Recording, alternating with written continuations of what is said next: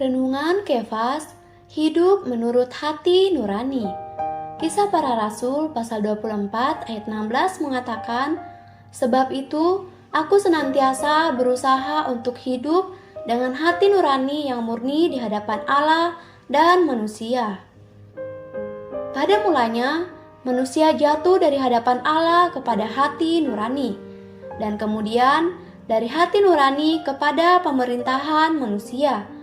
Maka ada 3 hal yang mengatur manusia: Allah, hati nurani, dan manusia sendiri. Mereka yang hidup di hadapan Allah merupakan orang yang dikategorikan paling tinggi. Mereka yang hidup menurut hati nurani tidak berada dalam kategori yang paling tinggi, tetapi dapat disejajarkan dengan orang baik. Mereka yang hidup di bawah pemerintahan manusia adalah orang yang berada dalam kategori yang paling rendah. Mereka tidak menaati hati nuraninya dan tidak pula hidup di hadapan Allah, tetapi berani melakukan hal apapun. Hanya ada sedikit orang yang hidup di hadapan Allah. Sebagian besar orang hidup di hadapan manusia.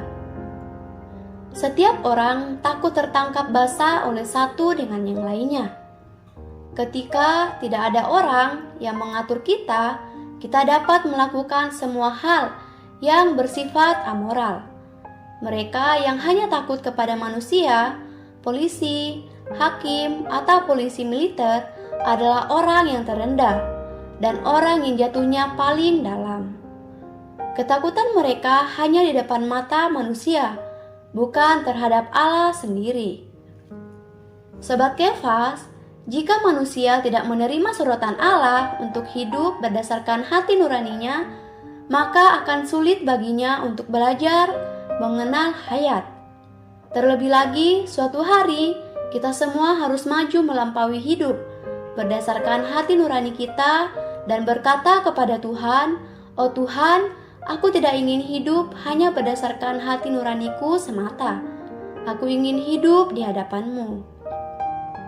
Terang hari ini, yang pertama, sebutkan 3 urutan pemerintahan Allah terhadap manusia.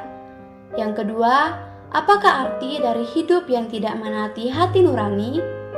Poin doa, mohon Tuhan memberi kita terang yang besar, sehingga kita bisa melihat pentingnya melatih hati nurani kita. Amin.